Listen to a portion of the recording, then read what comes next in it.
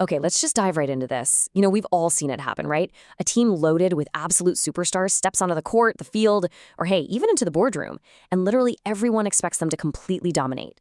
We just kind of naturally operate under this assumption that raw talent is the only ingredient a team needs to win. But then, they completely fall apart. So welcome to today's Explainer, where we're going to challenge that exact assumption and dissect the ultimate multiplier. We're looking at exactly how attitude dictates team performance. So why do highly talented teams fail? It's like a giant puzzle that's frustrated leaders and fans for generations.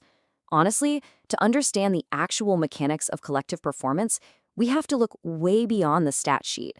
Today, we're going to dive into some incredible insights from leadership expert John C. Maxwell to see exactly what happens when incredible ability collides with a toxic mindset. Here's our roadmap for this explainer. First, the myth of pure talent. Second, the team performance equation. Third, the contagion of attitude.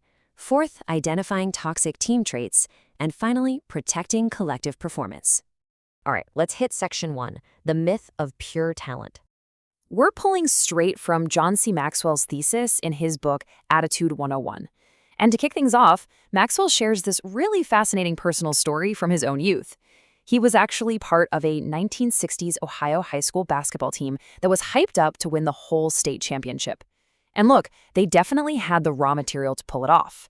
Almost every single player on this roster could dunk the basketball, which, if you think about it, was a massive rarity for high schoolers back then.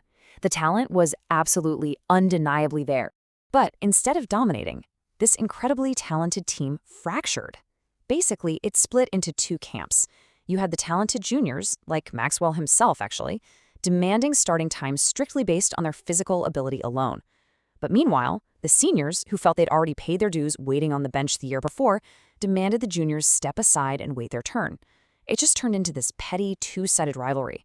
I mean, during games, seniors wouldn't pass to juniors and juniors wouldn't pass to seniors. The roster literally split into a war, forcing the coach to substitute 5 players at a time.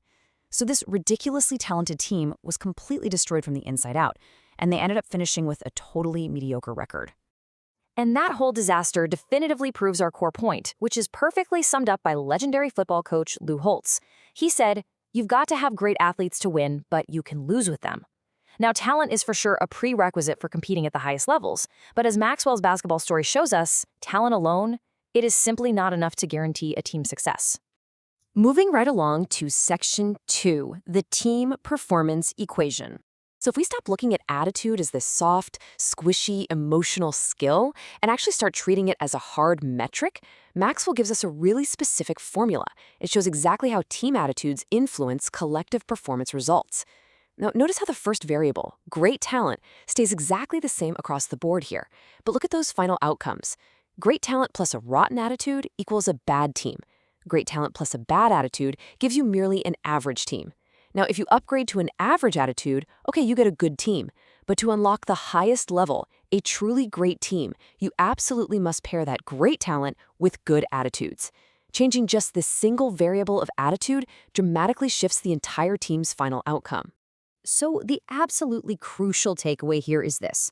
When attitudes go up, so does the potential of the team. If you want truly outstanding results in your organization, you have to combine great talent with awesome attitudes. Because when the attitudes drops, the potential of the entire collective drops right along with it. Okay, on to section 3, the contagion of attitude.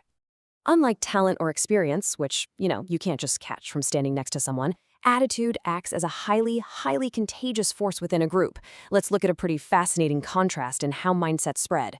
First, think of Roger Bannister. Before 1954, experts literally believed running a 4-minute mile was physically impossible. But once Bannister broke it, his positive belief compounded. Within months, other runners did it, and then hundreds followed. His attitude literally broke a legendary track record. But on the flip side, we see the darker side of contagion.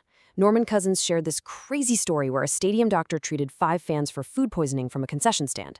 Well, after an announcement was made warning the rest of the stadium, over 200 people suddenly developed severe phantom food poisoning symptoms. Seriously, it turned out the original 5 actually got sick from some tainted potato salad at a deli before they even got to the game. Once the crowd heard the stadium food was actually safe, their phantom symptoms miraculously vanished. Crazy, right? And this leads us to a stark, really urgent lesson from that whole food poisoning anecdote. Bad attitudes compound way faster than good ones. That wild, super fast panic spreading through a stadium, that is exactly how negativity moves through a team. Negative attitudes are the most contagious force of all.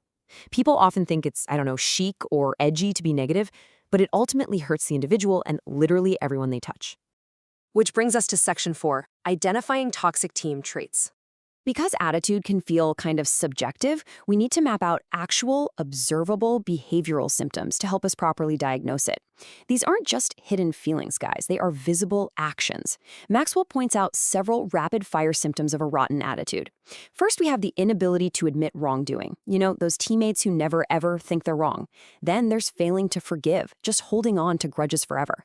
Petty jealousy, where someone demands equal treatment regardless of their actual performance. A critical spirit, where a person finds fault in literally everything. And finally, a desire to hog all the credit, stepping into the spotlight whether they actually earned it or not. And these traits, they're almost always rooted in pure selfishness. Legendary NBA coach Pat Riley hits the nail on the head with this exact phenomenon. He calls it the disease of me. He says they develop an overpowering belief in their own importance. The disease of me always has the same inevitable result, the defeat of us. I mean, wow. This perfectly illustrates how a single individual's ego directly sabotages the collective performance of the entire group. All right, let's wrap things up with Section 5, protecting collective performance. So once you actually identify these traits, leaders and team members must urgently address them. Maxwell delivers a pretty hard truth about team dynamics here. Rotten attitudes, if left alone, ruin everything. They never just magically go away on their own, they fester. If you leave a bad apple in a barrel of good apples, you are always eventually going to end up with a barrel full of completely rotten apples. And this brilliantly aligns with a quote from Thomas Jefferson, who observed, "Nothing can stop the man with the right mental attitude. Nothing on earth can help the man with the wrong mental attitude."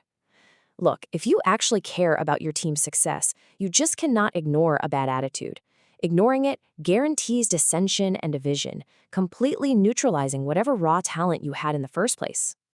So, as we wrap up this explainer, I want you to take a second and honestly reflect on your own collaborative dynamics. Is your attitude lifting your team up or tearing it down? Because as we've clearly seen today, your talent just gets you in the door. It's your attitude that dictates the final score. Thanks so much for learning with me today, and I'll catch you on the next explainer.